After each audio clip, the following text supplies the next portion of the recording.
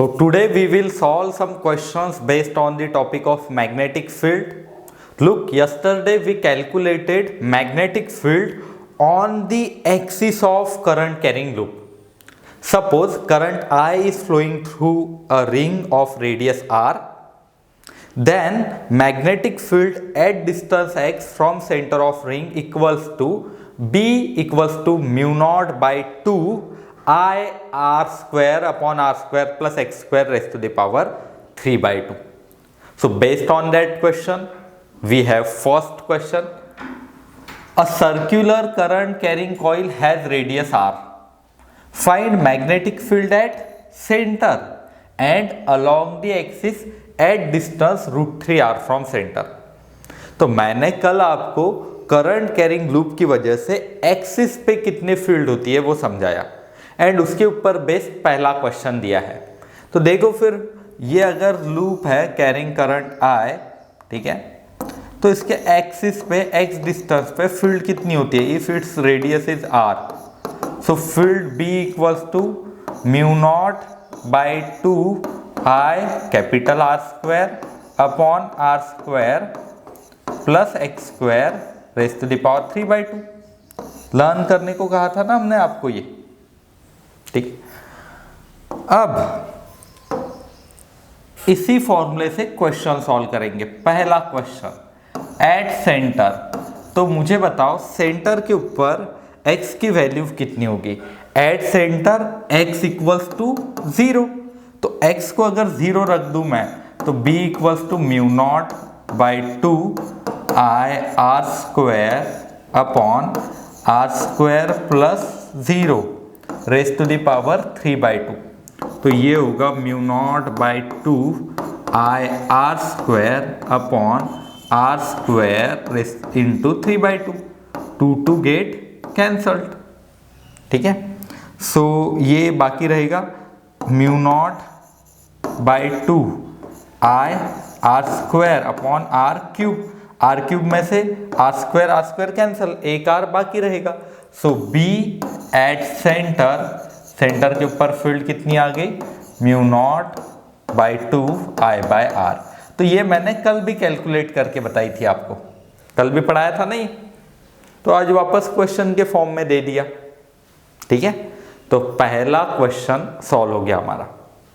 दूसरा क्या दिया है, फील्ड ही निकालनी है हमें along the axis at distance √3 r from centre. Means ये x की वैल्यू √3 r हमें पुट करनी होगी एंड देखना होगा कि फील्ड कितनी आएगी. चलो फिर करके देखते हैं. देखो b equals to mu naught by 2 I r square upon r square plus x square raise to the power 3 by 2. अब ये मैंने आपको कल प्रूफ करके दिया था. प्रूफ थोड़ा डिफिकल्ट था बट आपको ये फाइनल फॉर्मूला याद रखना है, ठीक है. ये बहुत ही इंपॉर्टेंट फॉर्मूला है एक. इसमें x की वैल्यू हमें कितनी दी है, देखो जरा x कितना दिया है. तो x दिया है √3 r. देखो एट डिस्टेंस ऑफ √3 r निकालना है ना, तो x की वैल्यू √3 है. चलो फिर पुट कर देते हैं. Put x equals to √3 r. देखो अब क्या होगा, b equals to mu naught by 2 I r square upon r square plus √3 r whole square, this whole raise to the power 3 by 2. Now ये सॉल्व करते गए अब तो mu naught by 2 I r square upon r square plus √3 का square हो जाएगा 3 r square वैसे ही rays to the power 3 by 2. चलो और आगे सॉल्व करते हैं इसे ही. नेक्स्ट स्टेप में ये हो जाएगा mu naught by 2 I r square upon r square plus 3r square 4r square. तो ये हो जाएगा 4r square raise to the power 3 by 2. तो मैं इसे लिख सकता हूँ mu naught by 2 I r square upon 4⁻³ ठीक है, इंटू r²⁻³ ये होगा। तो ये निकल के आएगा μ0/2 I r², 4⁻³ r⁻³2, 4⁻³ करके देखिए कैलकुलेट कितना निकल के आएगा। तो 4 का क्यूब उसका स्क्वायर रूट, ठीक है, और 4 का स्क्वायर रूट उसका क्यूब, ऐसे दोनों तरीके से निकालते आ सकता है ये। तो 4 का क्यूब 4 × 4 × 4 एंड वो स्क्वायर रूट में आ जाएगा।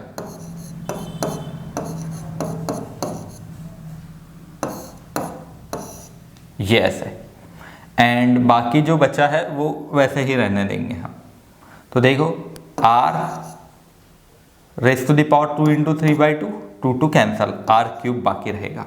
तो ये निकल के आएगा μ0/2 I r², यहाँ से 4 स्क्वायर रूट से बाहर, √4 बाकी रहेगा, इंटू r³, 2r कैंसल। तो μ0/2 I 4 × √4 की वैल्यू 2, ठीक है, इंटू r। सो ये आंसर निकल के आएगा μ0/16 I/r। ये आगे फाइनल वैल्यू, ठीक है। तो ये आगे फील्ड ऑन द एक्सिस, अगर करंट ऐसा है तो फील्ड टूवर्ड्स राइट होगी, ऐसे निकालते हैं।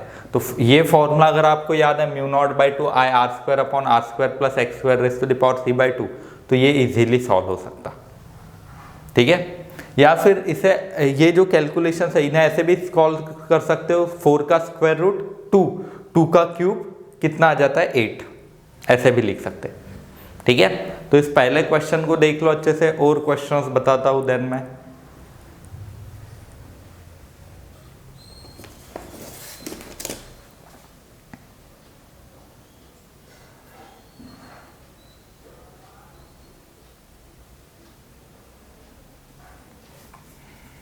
ठीक है, आगे आइए, देखो नेक्स्ट क्वेश्चन। हमें क्या दिया है, 2 concentric coils A and B having current I and 2I as shown in figure. Radii दी है 2R and R are placed as shown in figure. Find magnetic field at common centre. तो देखो कैसे करेंगे हम, 2 लूप्स दिए ना, पहले मैं ब्लू से ये इनर वाला लूप बताता हूं, ठीक है, इसे मैं 1 नाम दे देता हूं। अब इसकी वजह से जो फील्ड होगी, क्लॉकवाइज करंट है, फील्ड इनवर्ड, तो B1। अब देखो field due to current carrying ring के लिए फॉर्मूला कितना है, μ0/2I/r at the centre of current carrying ring. ये है ना μ0/2I/r, पिछली केस में भी बताया मैंने, एंड उसके पहले भी प्रूफ करके दिया है। तो B = μ0/2I/r। इस फर्स्ट लूप की वजह से, जो कि ब्लू लिख के दिया है मैंने, उसकी वजह से फील्ड निकाल के देखते हैं। B1 = μ0/2, I की जगह भी यहाँ पे करंट कितना है 2I, तो मुझे यहाँ पे 2I लिखना होगा। समझ में है ना क्यों लिखा 2I, क्योंकि करंट 2I है। रेडियस कितनी है ये फर्स्ट लूप की, R, सो 2I/r, 2 कैंसल, आंसर आ रहा है μ0I/r। ये हो गई फर्स्ट फील्ड, एंड इनवर्ड है तो क्रॉस मैंने लिख दिया, इनवर्ड है ना फील्ड तो क्रॉस। ये हो गया पहली फील्ड। दूसरी फील्ड येलो कलर से बता रहा हूं मैं, वो दूसरा लूप आउटर वाला। Let say this loop is B2, ठीक है, और second loop and this, because of this loop field is B2। Since current is flowing anti clockwise, so B field at centre is radially outward. Field कैसे होगी, outward होगी। तो देखो अब कैसे होगा, B2 μ0/2 I, करंट की वैल्यू कितनी है, ये येलो लूप में I करंट है तो I ही लिख दूंगा मैं। रेडियस कितनी है 2r, तो यहाँ पे 2r लिख दूंगा। एंड ये पूरी डायरेक्शन कैसे होगी, आउटवर्ड, आउटवर्ड है तो डॉट लिखना होगा मुझे, ठीक है। सो B2 की वैल्यू आ जाएगी mu naught by 4 I by R dot. Net जो फील्ड होगी वो होगी larger field minus smaller field, क्योंकि एक फील्ड है इनवर्ड, दूसरी फील्ड है आउटवर्ड। तो नेट फील्ड कितनी होगी, जो लार्जर फील्ड है उसमें से स्मॉलर फील्ड सब्ट्रैक्ट करो। लार्जर फील्ड मुझे इन दोनों में से ये इनवर्ड दिख रही है, क्योंकि mu naught I by R ये बड़ा है mu naught by 4 I by R से। सो नेट जो फील्ड होगी बी नेट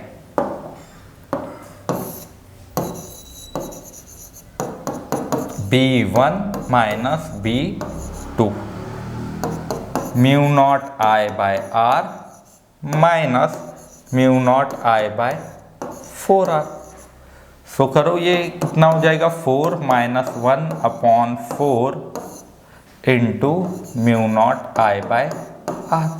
सो ये आ जाएगा 3/4 mu naught I by R, ये आएगा 3/4 mu naught I by r B net. And direction जिस फील्ड से सब्ट्रैक्ट किया है दैट मीन्स ये क्रॉस था ना, तो B1 की जो डायरेक्शन होगी वही इसकी डायरेक्शन आनी चाहिए, दैट इज क्रॉस डायरेक्शन होनी चाहिए इस फील्ड की। तो जिस फील्ड में से हम सब्ट्रैक्ट करते हैं उसी फील्ड की डायरेक्शन लिखना। तो हमने B1 से सब्ट्रैक्ट किया है तो B1 की डायरेक्शन लिखना है, जो कि लार्जर फील्ड है। ठीक है, आ जाएगा आपको ये। तो देख लो इस क्वेश्चन को। इसी क्वेश्चन को थोड़ा सा चेंज करके मैं नेक्स्ट क्वेश्चन देता हूं, पहले इसे समझ लीजिए अच्छे से।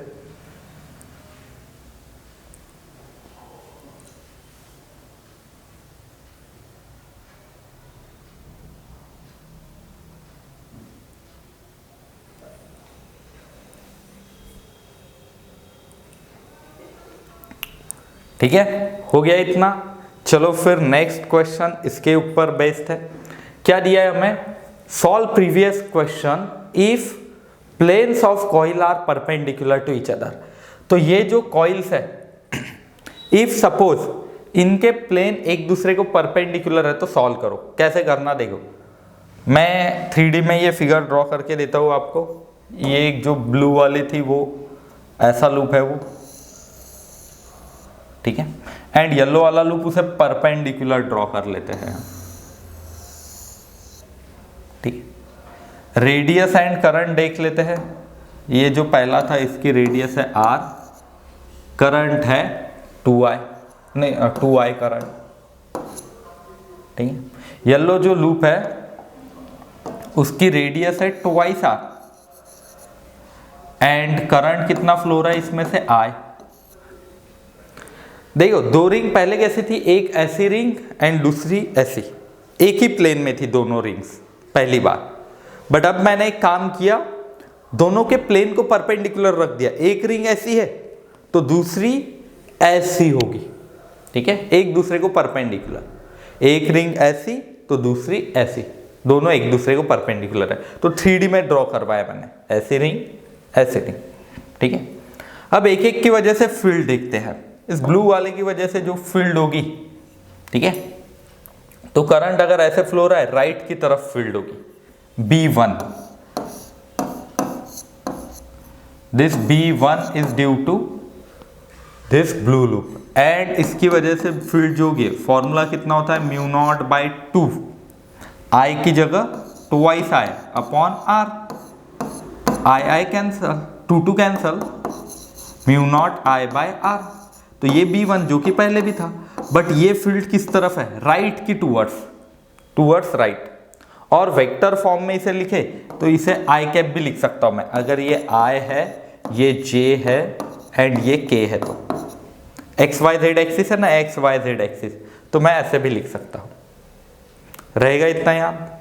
अब इसके आगे ये जो येलो है, येलो के हिसाब से हम ऐसा बता सकते हैं फील्ड अपवर्ड्स होगी।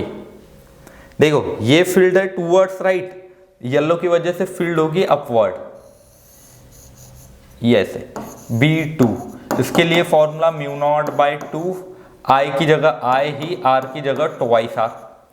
सो ये हो जाएगा mu naught I by 4R। Upward है तो J लिखता हूं मैं इसे, या फिर अपवर्ड भी रहने दिया तो चल जाएगा काम। नेट फील्ड जो होगी वो क्या होगी, देखो इन दोनों की वेक्टर एडिशन, एक फील्ड ऐसे, दूसरी ऊपर।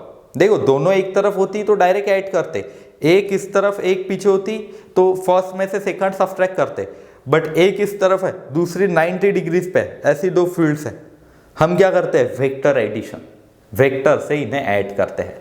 तो देखो अब क्या होगा, two vectors are making angle 90 degree, यहां पे है ये फर्स्ट एंड ये है सेकंड फील्ड, 90 डिग्री का एंगल है, दोनों वेक्टर क्वांटिटीज है। तो बी नेट कितना होता है, याद करो जरा, under root b1 square plus b2 square, under root a square plus b square. और ये प्रूव भी किया जा सकता है, रिजल्टेंट के लिए फॉर्मूला होता है under root a square plus b square plus twice ab cos theta, theta की वैल्यू अगर 90 रख दे तो cos 90 0, रिजल्टेंट आता है under root a square plus b square. Vector में होता है ना ये फॉर्मूला, ऐसे करते हैं, ठीक है। तो ये आ गया under root b1 square plus b2 square resultant field होगी। चलो फिर वही निकालने की कोशिश करते हैं, under root b1 square that is mu naught i by r whole square plus mu naught by 4r i whole square. इसमें से mu naught i by r common निकलेगा, mu naught i by r common, under root 1 square plus 1 by 4 whole square. So ये आ जाएगा mu naught i by r under root 1 plus 1 by 16, ये निकल के आएगा b की value mu naught i by r under root 16 plus 1 that is 17 by 16।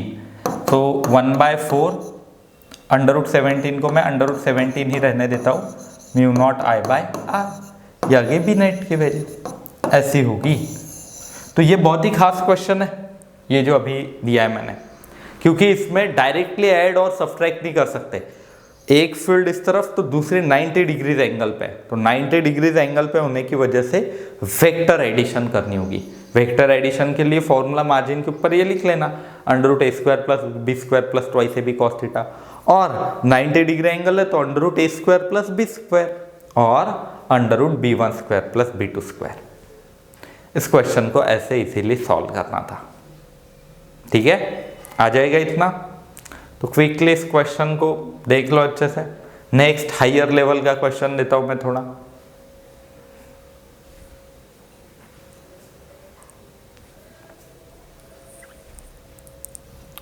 ठीक है।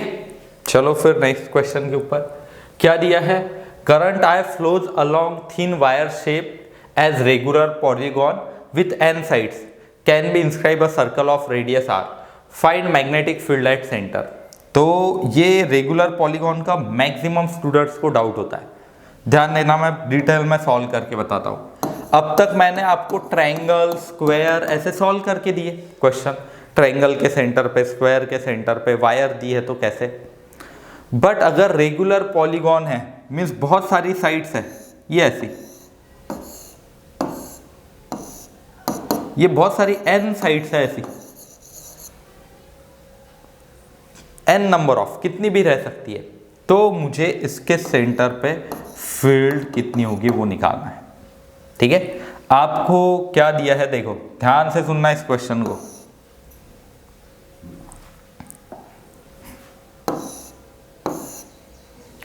देखो आपको ये रेडियस r दी है। अब क्या मैंने आपको एक स्ट्रेट वायर की वजह से फील्ड पढ़ाई थी, याद करते उस फॉर्मूला को भूल गए होंगे तो, ये अगर स्ट्रेट वायर है कैरिंग करंट I, ठीक है, ये एंगल्स अगर अल्फा एंड ये एंगल बीटा है तो B की वैल्यू कितनी थी, mu naught by 4 pi I by D, ठीक है, sine alpha plus sine beta.